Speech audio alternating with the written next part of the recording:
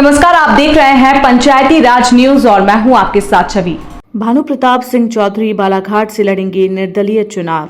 उन्होंने बताया कि बालाघाट जिला संसाधनों से परिपूर्ण है, उसके बाद भी जिले के नेताओं ने कोई विकास नहीं किया है। उन्होंने बताया कि जिले में छोटे छोटे कार्यों के लिए जनता से रुपए लिए जाते हैं। भ्रष्टाचार को दूर करना हमारी प्राथमिकता है। देखिए पूरी रिपोर्ट। मैं भानु प्रताप सिंह चौधरी, मैं इस बालाघाट विधानसभा के लालवर्रा में मेरा जन्म स्थान है।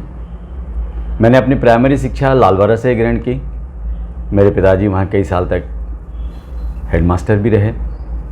उस शिक्षा हेतु मैं कॉलेज की शिक्षा मैंने बालाघाट से प्राप्त की और फिर उच्च शिक्षा हेतु मैं सागर विश्वविद्यालय कहाँ गया, जहाँ मैंने व्यवहारिक भूविज्ञान से एमटेक किया 1987 में। उसके बाद एक स्पेशलाइजेशन करने के लिए मैं आईआईटी मुंबई की ओर चला गया, जहाँ मैंने रिमोट सेंसिंग में उच्च शिक्षा प्राप्त की।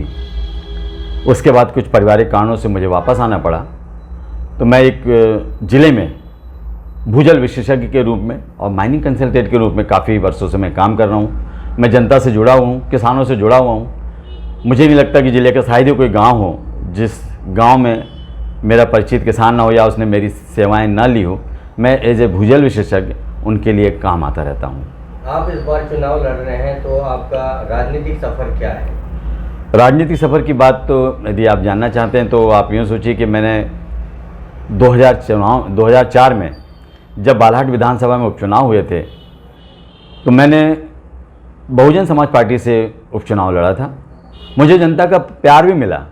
मुझे लगभग 10,000 के आसपास मत प्राप्त हुए थे, पर चूँकि जीत तो किसी एक की होनी थी, तो उस समय मैं चुनाव तो नहीं जीत पाया। पर उसके बाद कुछ तकनीकी कारणों से मैं चुनाव में अपनी भागीदारी नहीं कर पाया। पर मुझे कुछ सालों से ये जो भ्रष्टाचार चल रहा है वो मुझे बहुत खलता था कि मैं क्या कैसे कर सकता हूँ।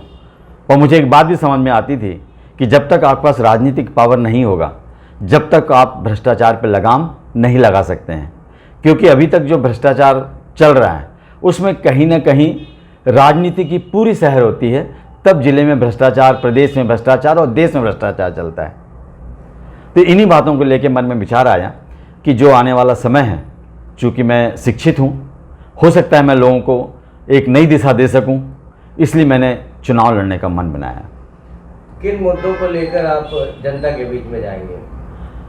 मुद्दों की बात करें तो मुद्दे तो असंख्य हैं जिन पर मैं चिंतन करते रहता हूँ, पर जो प्रमुख मुद्दे हैं वैसा समझ लो आप कि मैं सोचता हूँ कि जिले में, और अपन बात करें अपनी विधानसभा की, इतने अच्छे शिक्षक, इतने अच्छे विद्यार्थी जो हमारे ज़िले में हैं। मुझे तो जैसा मुझे ज्ञात है, चूँकि मैं उस शिक्षा से संबंधित हूँ, हमारे ज़िले से मध्य प्रदेश के अन्य ज़िलों की तुलना में हमारे ज़िले से सबसे ज़्यादा उच्च शिक्षा प्राप्त करने विदेशों में हमारे ज़िले से बच्चे जाते हैं। इसका मतलब हमारे बच्चे जो ज़िले में हैं वो बहुत इंटेलिजेंट हैं, बस उनको ज़रूरत है अच्छे गाइडेंस मिलने की। जो हमारे अच्छे शिक्षक हैं उनको अच्छा सम्मान मिले, उनको अच्छा मोटिवेशन मिले, तो वो भी अच्छी शिक्षा की ओर बच्चों को गाइड कर सकते हैं, जो मुझे लगता है कि हमारे ज़िले में इस बात की बहुत कमी है। प्रॉपर मॉनिटरिंग नहीं होने की वजह से हमारे यहाँ ज़िले में शिक्षा का विकास उतना नहीं हो पाया जितना होना चाहिए। तो मैं चाहता हूँ कि उसमें कोई आमूलचूल परिवर्तन लाने के लिए मैं काम करूँगा, यदि मुझे जनता प्रतिनिधि चुनती है तो। आपने भ्रष्टाचार का मामला बताया जी, तो किस प्रकार का भ्रष्टाचार आप अपने जिले में देखते हैं? भ्रष्टाचार का तो मुद्दा इतना है कि यदि मुझे आप 5 साल भी पूछते रहेंगे तो मैं आपको बताता रहूँगा। हर विभाग, हर क्षण भ्रष्टाचार होते रहता है।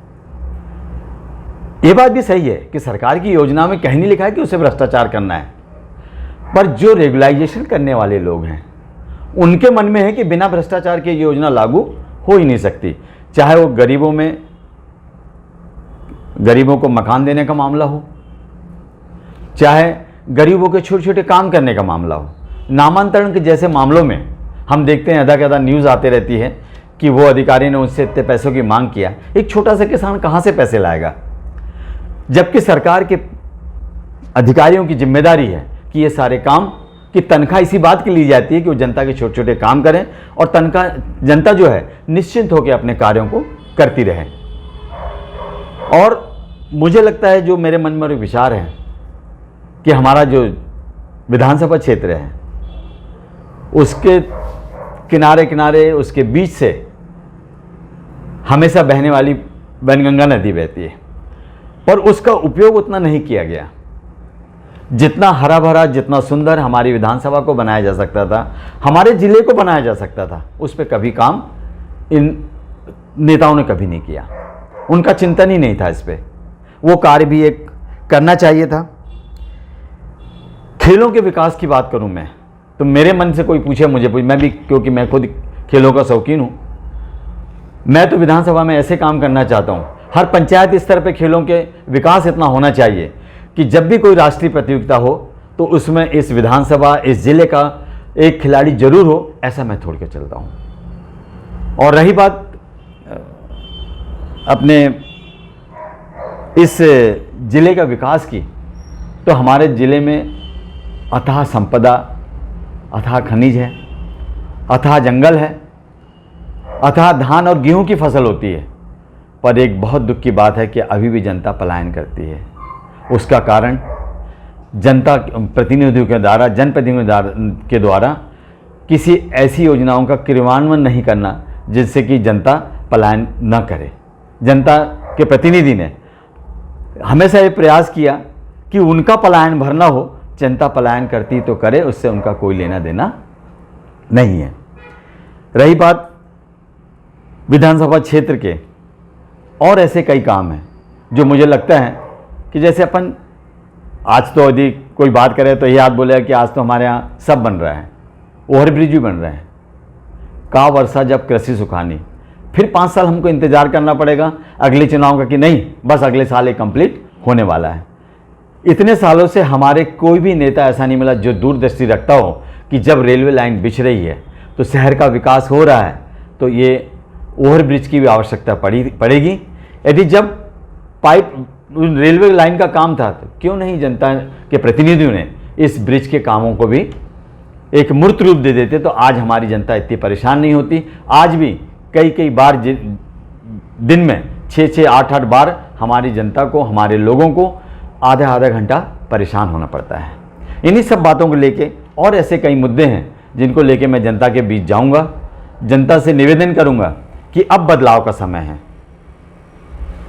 एक जैसे मेरे माध्यम से जनता ये बात देख रही होगी, मेरी बात को सुन रही होगी, जैसे एक संस्था का जब प्रतिनिधि बदलता है यानी प्रिंसिपल बदलता है, उस स्कूल का सिस्टम बदल जाता है, उस स्कूल का एजुकेशन सिस्टम बदल जाता है, क्योंकि हर प्रिंसिपल अपने हिसाब से काम करता है। तो मैं जनता से यही कहना चाहता हूं कि अपना प्रतिनिधि भी बदलो। जब अपना प्रतिनिधि बदलोगे और अपना शिक्षित प्रतिनिधि बदलोगे, अच्छी सोच का प्रतिनिधि बदलोगे, तो आपके जिले में भी बदलाव की लहर दिखाई देगी।